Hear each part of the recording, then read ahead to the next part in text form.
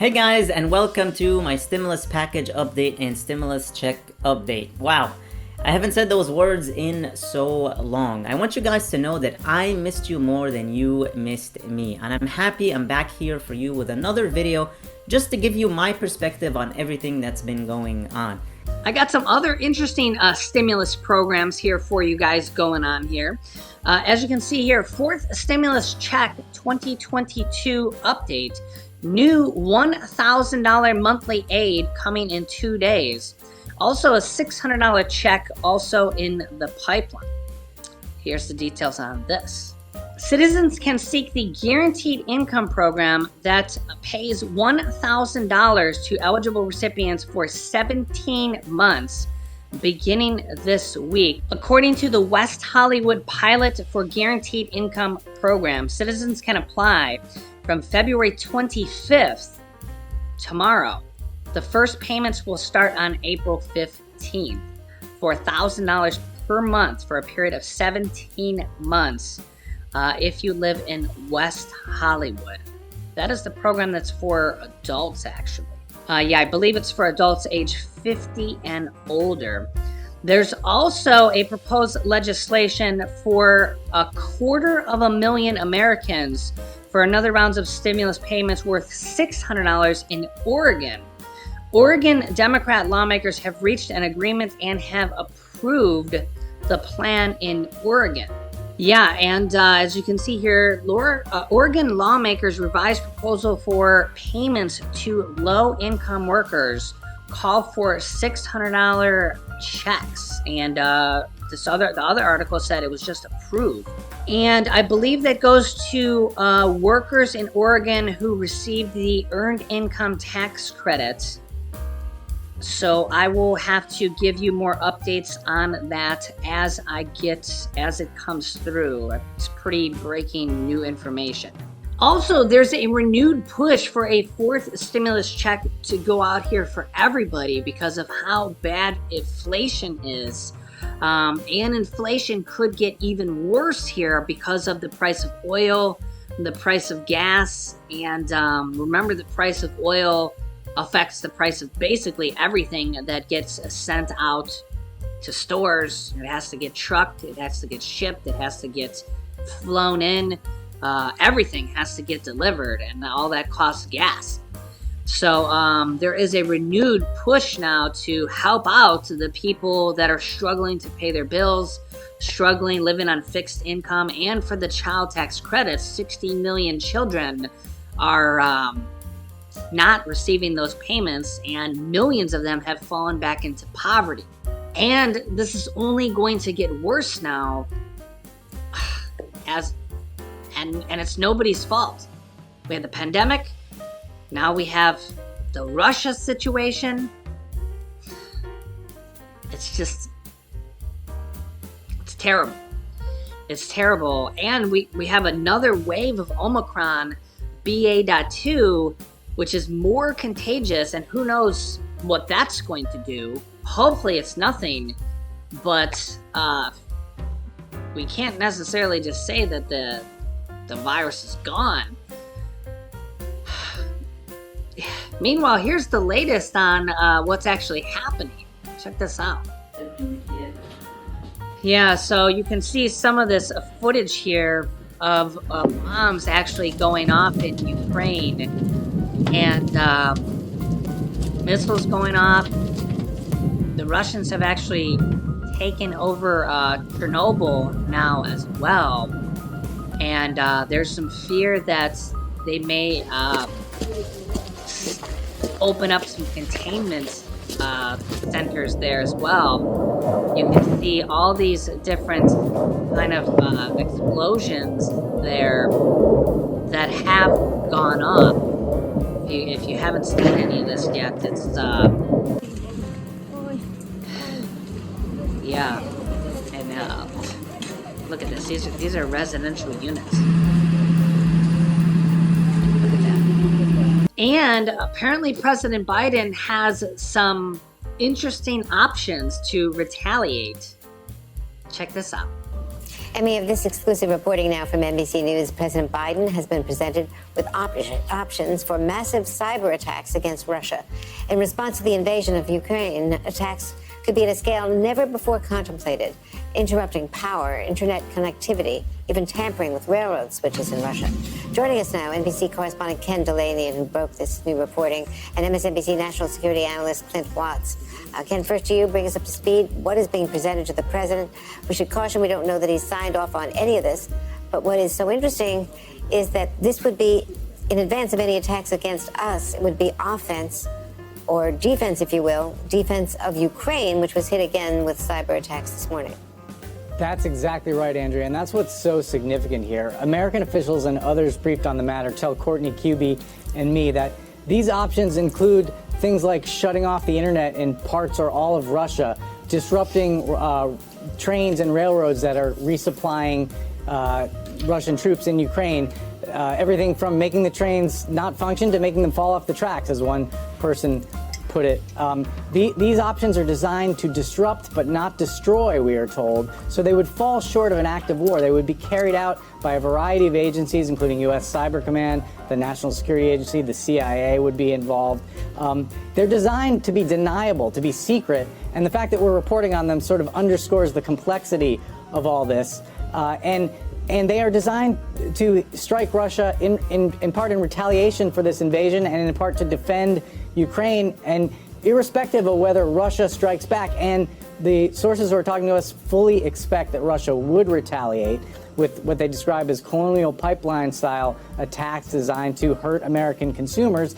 They are factoring that in, and that's why, in fact, there is a big debate within the administration right now, we are told, Andrea. There are some people who view this as really dangerous and escalatory because both Russia and the United States have the ability to destroy one another's critical infrastructure in cyberspace and to turn off the power, things that would become an act of war. But there's another camp that says, why do we have all these cyber weapons if not to use them in a situation like this, where, again, not designed to kill people, but designed to make Russia pay a price in a way that only cyber can, Andrea?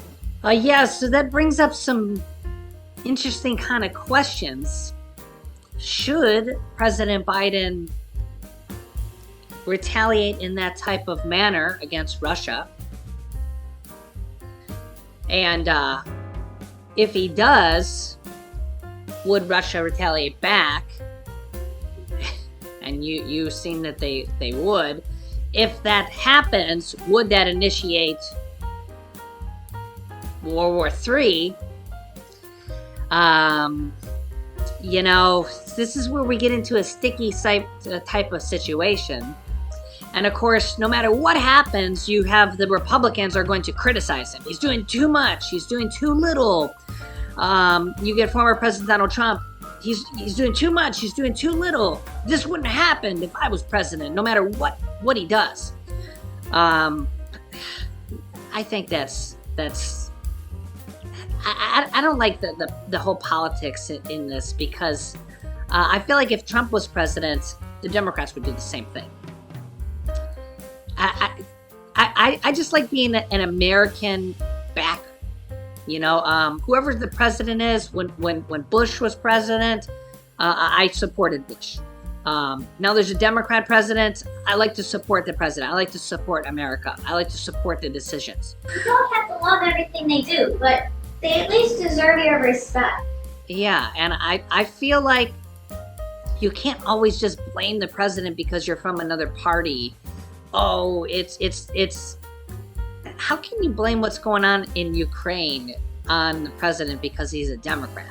Well, and imagine being Joe Biden right now, or it was Trump. Imagine being Trump. Put yourself in his shoes. Like, imagine trying to handle this situation. That's like a nightmare. I honestly feel. On top of COVID.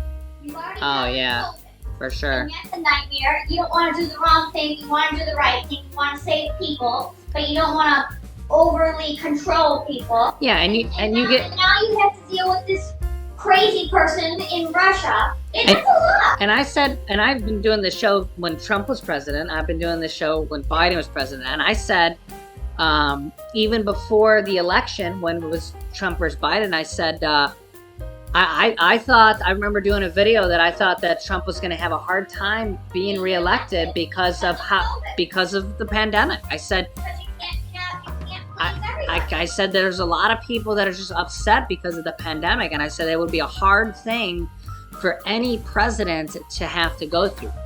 Unfortunately, no matter who's there's so many, half of the country is going to be unhappy. and you look at both Biden and Trump have super low approval ratings. How many people are happy during a pandemic? And now wartime. You're just not happy in general. Yeah. I think any president would have a terrible rating. If I was president right now, think about how many people would just, you have people that are not happy because they have to wear masks. You have people that are not happy about the vaccines. You have not people that are not happy because they're catching the virus. You have, prices are increasing. you have people that are not happy because of inflation. Gas is expensive. And then, they've sent out 3 stimulus checks, and then you have people not happy that they're not getting enough support. Then you have people unhappy that they're sending out too much stimulus. It's a tough job. Imagine being president. You have people saying that there's inflation is because of the stimulus. Then you have people saying that they're starving and they need help. Imagine being president and trying to make everybody happy. You can't. Whether you're Trump or Biden, it's a nightmare. It's a nightmare. That's why I said I would never want to be president, because you're the most hated man in America. As soon as you become president, you get half the country that hates you instantly. And they call you a whiny crybaby, no matter who you are. You're Republican, the Democrats hate you. You're a Democrat, Republicans hate you. The sad fact of America is when you're the president, you're the most hated man in America. Isn't that sad? It's really sad. We deserve our respect and our support. It's a tough office. Yeah. And sadly, the only presidents that really get a lot of support are people like Bush when 9/11 happened and they had to defend our country. I remember showing you guys that graph. Yeah, this graph says that 1 year in, Biden has the second lowest approval rating of any president, only behind Trump. And remember, Trump's was before the pandemic, okay? So here's Trump's approval rating at 1 year, 39%. Here's Biden's approval rating at 1 year, 42%. Here's Obama's at 48, Clinton's at 46. Bush's was at 52. So again, you can look at this, literally half the country hates all these presidents. Their approval rating is at 40 to 50%. But look at Bush's approval rating when 9/11 happened. It went from 52% to 84%, 86%, 88%. Isn't that... It's sad that it takes something like this to unify America. I mean, this is the approval ratings here. Alright guys, this is all I have for you in this video. Thank you so much for tuning in. I really missed you. Hopefully I'll see you here again very, very soon. And I'd love to hear your thoughts and opinions on everything we talked about here in the comments below. Thank you so much for watching. I really, really appreciate you all. Please hit the like button on the video, share this video with your friends and family, and subscribe if you haven't already, and click that notifications bell to be notified that whenever I publish new videos for you. Please stay safe, stay healthy, and I'll see you in the next video.